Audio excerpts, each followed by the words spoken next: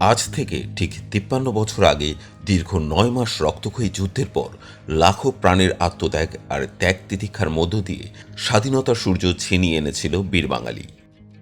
১৯৭১ সালের ১৬ই ডিসেম্বর এই তারিখটি আমাদের স্বাধীনতার গৌরবময় ইতিহাসের স্বর্ণাক্ষরে লেখা। সেই বিজয় উৎসবকে আরও স্মরণীয় করে রাখার এক অনন্য দৃষ্টান্ত স্থাপন করল বাংলাদেশ জাতীয় ক্রিকেট দল।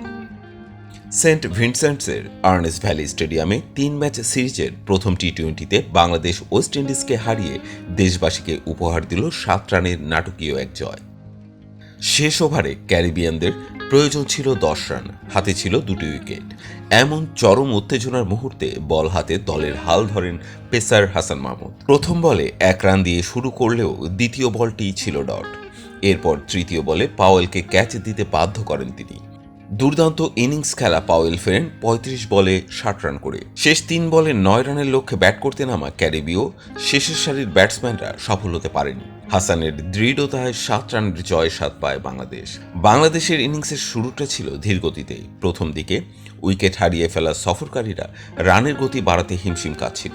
তানজিদ লিটন আর আফিফের ব্যর্থতার পর দলের হাল ধরেন সৌম্য সরকার। ৪৩ রানের গুরুত্বপূর্ণ ইনিংস খেলে তিনি কিছুটা স্বস্তি এনে দেন। অন্যদিকে জাকির আলীর সঙ্গে তার ৫৭ রানের জুটি ছিল ইনিংসের মূল ভিত্তি।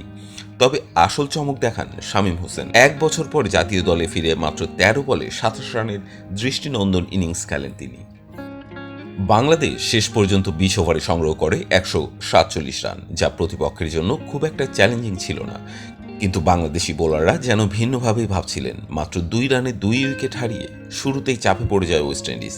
তাসকিন আহমেদ ও শেখ মেহেদী হাসানের দুর্দান্ত বোলিং ক্যারিবিয়ানদের বিধ্বস্ত করে ফেলে। মেহেদীর স্পিনে গুটিয়ে যায় তাদের শীর্ষ ও মিডল অর্ডার। ৪ ওভারে মাত্র ১৯ রান দিয়ে ৪ উইকেট নিয়ে ম্যাচ সেরা হয়েছেন মেহেদী হাসান। ৬১ রানে ৭ উইকেট হারিয়ে ম্যাচ হাতছাড়া হয়ে যাচ্ছিল ক্যারিবিয়ানদের। তখন রোবম্যান পাওয়েল একাই হাল ধরেন। রোমিও শেফার্ডের সঙ্গে ৬৭ রানের জুটি করে ম্যাচে জমিয়ে তোলেন। একের পর এক বড় শট খেলে ক্যারিবিয়ানদের মাত্র ১ ওভারের দূরত্বে নিয়ে যান।